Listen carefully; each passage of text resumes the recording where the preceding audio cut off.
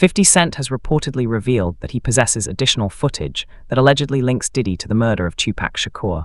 Following these claims, sources say Diddy is under pressure.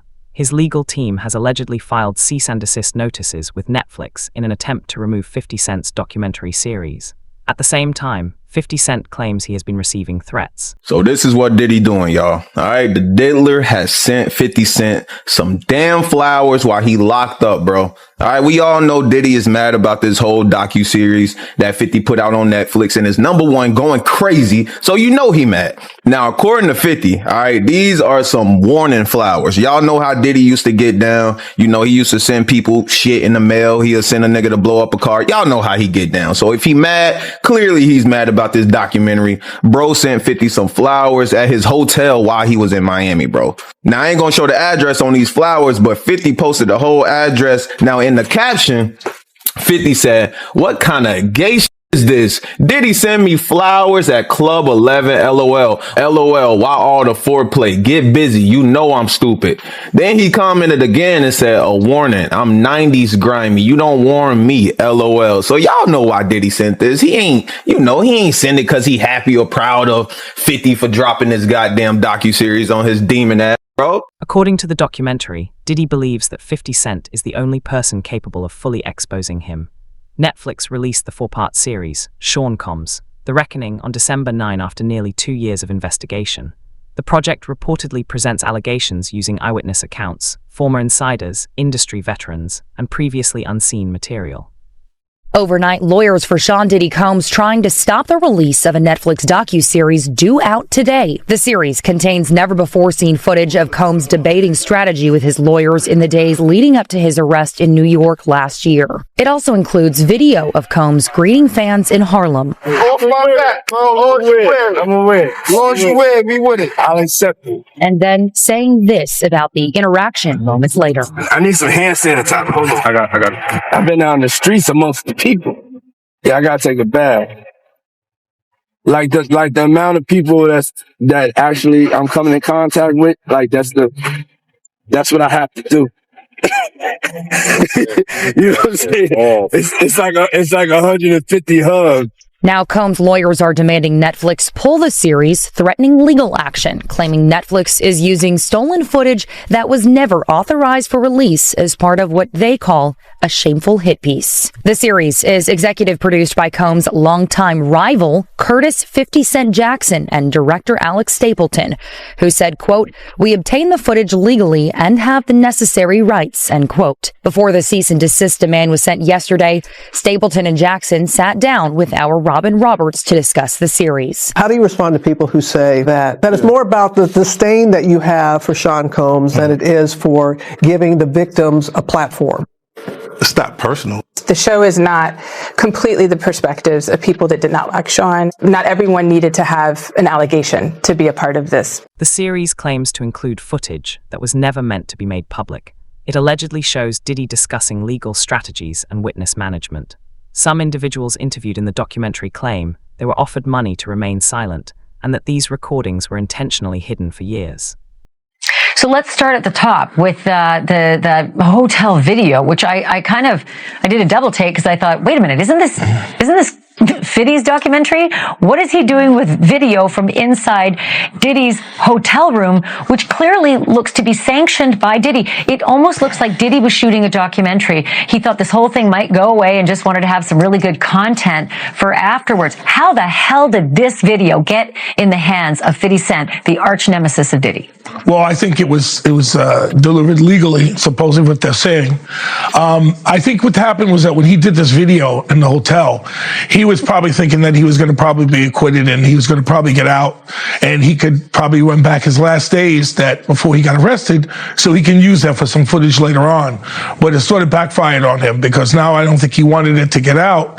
And plus, he's in an appeal process right now where he's trying to get out from under this. He's still appealing his case, and this sort of brings back old memories, you know? Let me ask you this, Derek. somebody real close to Diddy was holding that camera, because Diddy didn't have people in his inner circle, in his hotel room, saying things like this unless they were close to him. And yet, whoever owns that copyright, whoever had their hands on that video, did him dirty, and gave it to his enemy. Why and how do you think that happened?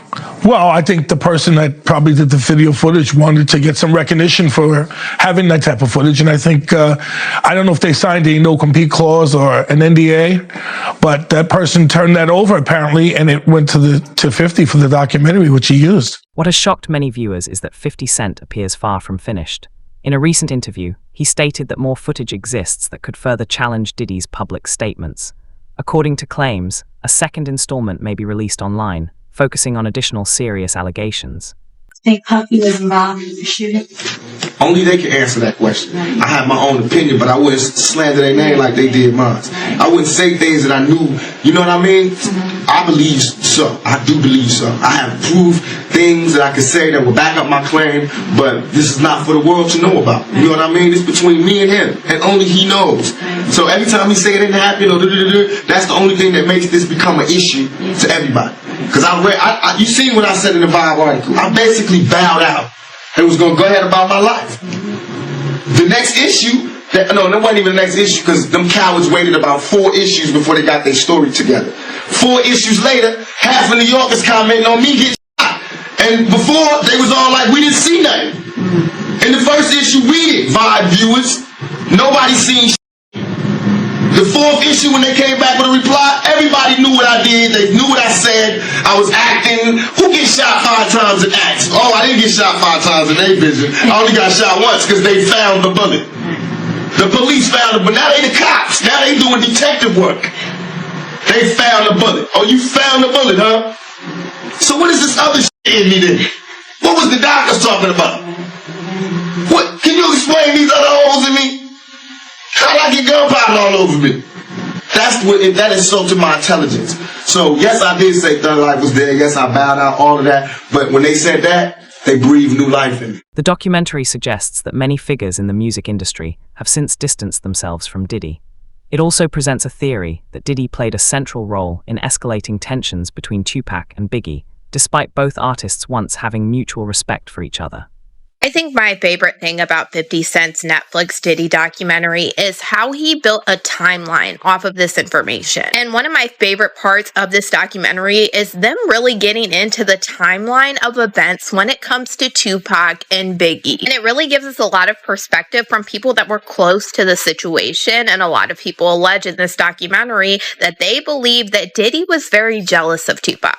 And they pretty much go through everything from the quad incident and Tupac believing that Puffy was behind it, like he said in the Vibe interview. And they lay out this whole timeline of the downfall happening perfectly, in my opinion. We are even hearing from Greg Kading, the detective that worked on Tupac and Biggie's case in this documentary. He is the investigator that did that proffer agreement with Keefe D way back in 2008, where Keefe D alleged that Diddy tried to offer him $1 million to take out Tupac and Suge Knight. And Tupac's trial with Keefe D is coming up very soon in early 2026. And we know that Diddy's name has been dropped at least 200 times during these proceedings already. So this is one case that I am definitely waiting for and I am going to cover. In Keefe D's 2008 proffer agreement, he alleged that Diddy's friend Zip Martin is the one that gave him the weapon that was used to take out Tupac. And Keefe D told the investigator Greg Kading that Zip Martin had a special compartment to keep this weapon in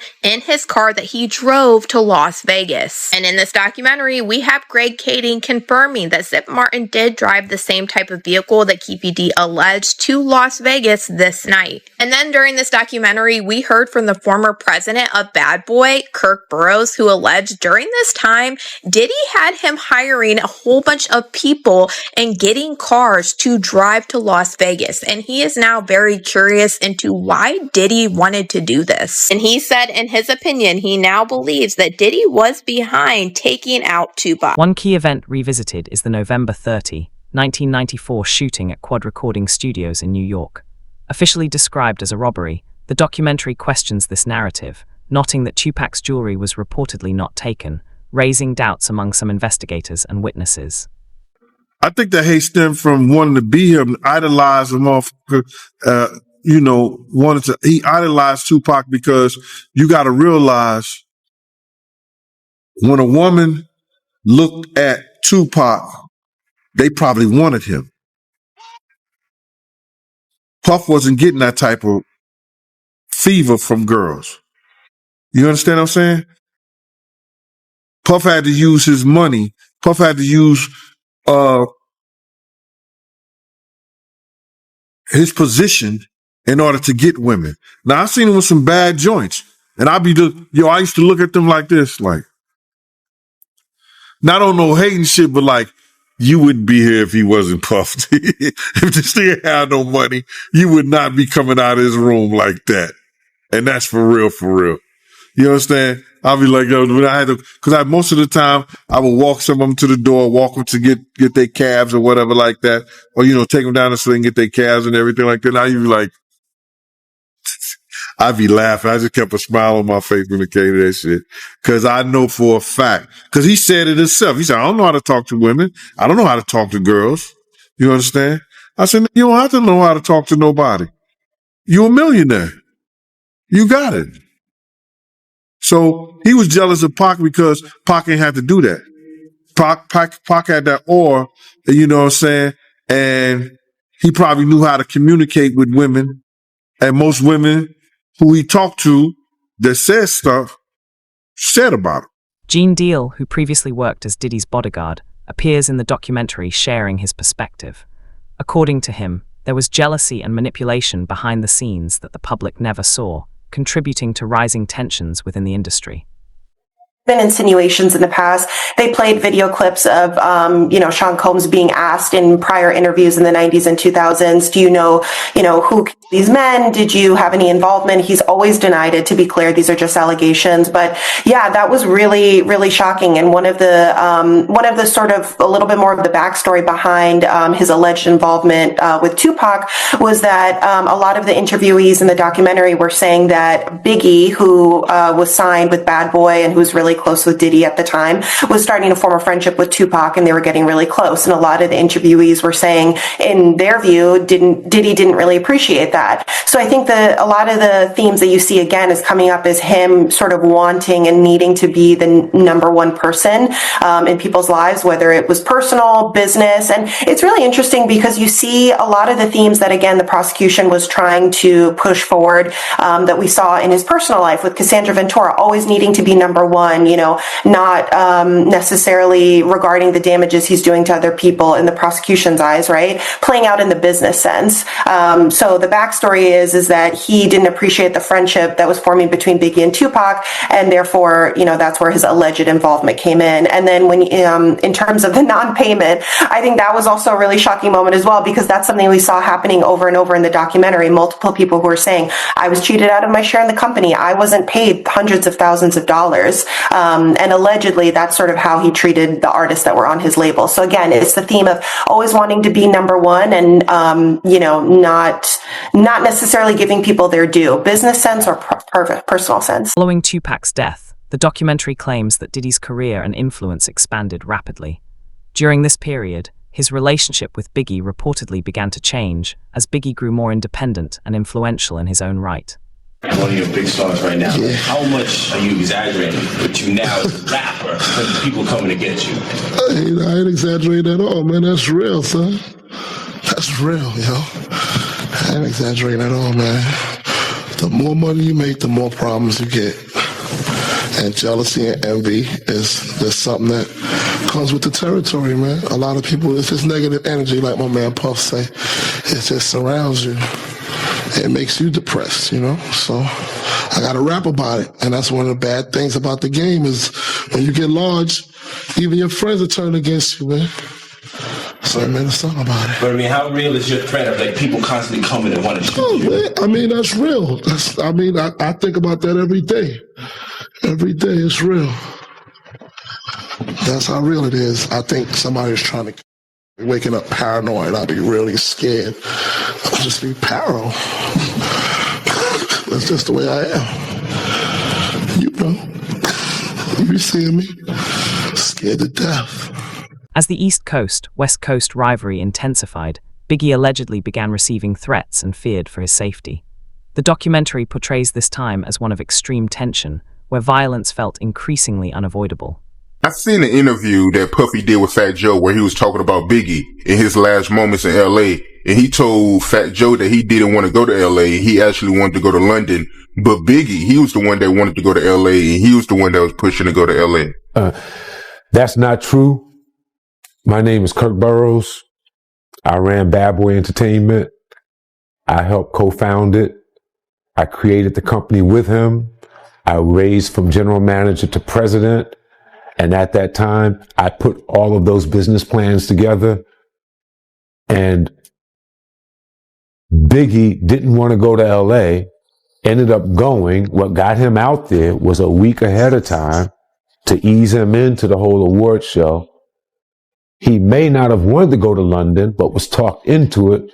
First time ever, a rapper of your stature getting this treatment that would be something he would be interested in doing. But he was easily talked out of it by Sean so that they can make an appearance at an event in LA that Saturday night. A part of the posturing of not only did we come to the award show, not only am I recording my album out here,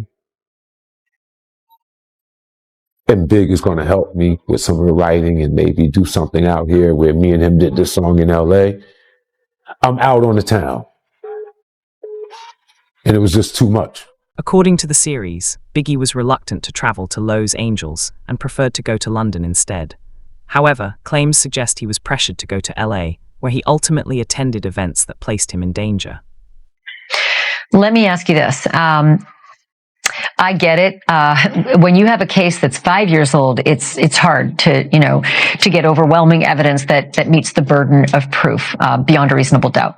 When you have cases this old, no matter what Fiddy has found out and put in this documentary, do you see it at all ever possible that Diddy could be involved in a murder trial when it comes to Biggie and Tupac? It could be possible, yes. However, like I said, they need a lot of corroboration to make that stick because it's really alleged right now as to his involvement. It's not anything that's substantial or concrete that he was involved. It's personally from people talking about it and saying this is what happened. You need some more information to come forward to prove that. Kirk Burrows, a co-founder of Bad Boy Records, reportedly confirms that after Biggie's death, Diddy became the face of hip-hop and one of the most powerful executives in the industry, marking a major shift in power. It's not surprising that Sean Combs and his team are not happy about this, okay? Which now we go back to the C&D letter, the cease and desist letter that Combs' lawyers sent to Netflix's chief legal officer. That's what I want to focus on now. Okay, so according to attorney Michael Tremonti, they had already sent a cease and desist letter to the streaming service in July of 2024. This is before Combs was even indicted. But now they send this new letter on December 1st, the day before the documentary was set to be released, and essentially calling it a hit piece. Quote, "First, Netflix's promotion of the program as a documentary is fundamentally misleading. In truth, the program is a hit piece. It was conceived and produced by Curtis James Jackson, aka 50 Cent, whose irrational fixation on destroying Mr. Combs' reputation is a matter of public record. The evidence of Mr. Jackson's vicious animus against Mr. Combs is overwhelming. He has been trolling Mr. Combs on the internet and social media for years and has made a career of attempting to defame, belittle, and provoke Mr. Combs and turn the public against him. We provided ample evidence of Mr. Jackson's avowed hatred of Mr. Combs in our prior cease and desist letter dated July 3rd, 2024, and since that time, Mr. Jackson's determination to take down Mr. Combs has increased dramatically. Simply put, there is no one less able to view any aspect of Mr. Combs' life and legacy through a fair and objective lens. Given Mr. Jackson's central role in the project and his declared objective of disgracing Mr. Combs, Netflix cannot honestly market the program as a documentary, as that term falsely suggests it is based on facts. Instead, the program is based on fabrications born from Mr. Jackson's personal vendetta against Mr. Combs. For this reason alone, Netflix must withdraw the program. Now, to be clear, recently, 50 Cent, who's been doing a media tour for this, has said, I don't have any hatred against Sean Combs. I've actually worked with and employed his sons. And so he tried to beat back against that narrative. Now, according to Tremonti, Netflix had actually been in talks with Combs to make a show about him before the sudden cratering of his career. Quote, in or about 2023, CEO Ted Sarandos proposed that Netflix produce a documentary about Mr. Combs. However, Mr. Combs rejected the proposal when Mr. Sarandos insisted he give up creative control. Thus, the choice of Mr. Jackson to produce the program was Netflix's vindictive response to that rejection, an attempt by Netflix and Mr. Sarandos to ensure a one-sided character assassination rather than a balanced and accurate portrait. The documentary also discusses the possibility of renewed investigations. According to people connected to the case, new testimony could reopen questions surrounding Tupac's murder. Keith D is mentioned as a key figure allegedly connected to the 1996 killing. It is your bonds. Yo, man, how 50 get, blah, blah, blah. Yo, Puff, take this self doing that. Let me explain something to y'all. All right? Whether it's NDAs, whether it's whatever.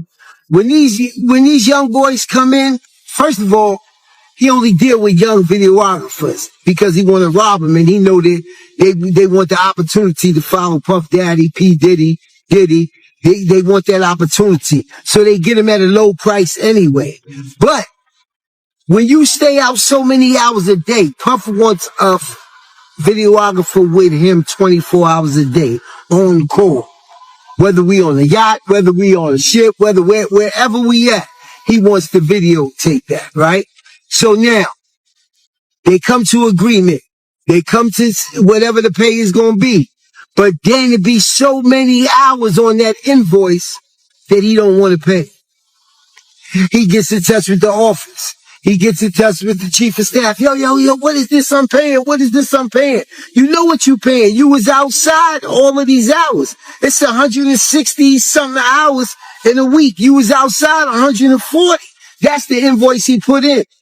So now, being if you got a contract and he don't stand to that contract, guess what happens? He could do whatever he want to do with that footage. So now that footage goes to the highest bidder. And 50 had to be the highest bidder to get there. Yo, this is business. You know what I'm saying? Everybody ain't in love with you. Everybody ain't dedicated. Everybody ain't loyal to the point of stupidity.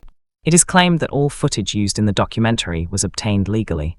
According to the series, the recordings were originally created for a separate project, but disputes over payment led to the footage being sold to 50 Cent. Diddy really screwed over Mark Agnifilo.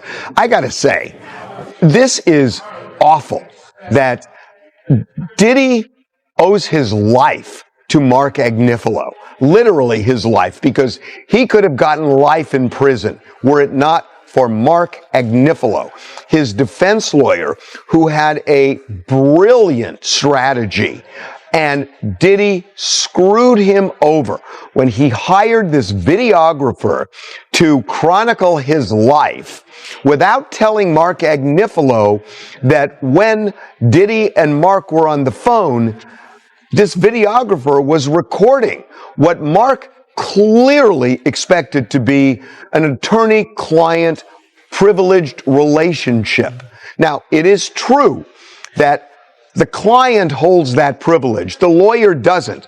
But Mark's clear expectation was that this was a private conversation. These were private conversations. And that he and Diddy could talk openly. And Mark could talk to Diddy not just as a client, but as a person, and tried to guide him in a time leading up to his arrest. And unbeknownst to Mark Agnifilo, Diddy has got this guy recording the conversation as he's sitting there saying, "You are screwing this up. You are messing up this case. We're losing." And knowing that that's on tape. And it's almost like he's performing for the camera and not telling Mark what's going on. And the really enraging part about it is that Mark Agnifilo won this case for Diddy with legal strategy. It wasn't just an accident that this jury that had heard all of this in the news before the trial voted not guilty on all the serious charges. It was Mark Agnifilo that did that. Yet Diddy secretly records this guy and embarrasses him. And yeah, you could say, well, Diddy never expected that it would end up being broadcast somewhere else. Well, Okay, but Diddy was planning on using it, or he wouldn't have had it recorded in the first place. So it's just really, really unfair. And I know that in a way this sounds crazy that I'm getting so upset about Diddy, and yet there's video of Diddy beating Cassie. Well, that's horrendous, but that doesn't mean you can't look at something else as well. In its conclusion, the documentary positions itself as more than just a story. It challenges the industry and the public to reconsider decades of silence driven by fear or loyalty. As legal teams respond and controversies grow, the series asks one final question: how long can control last when everything is finally exposed?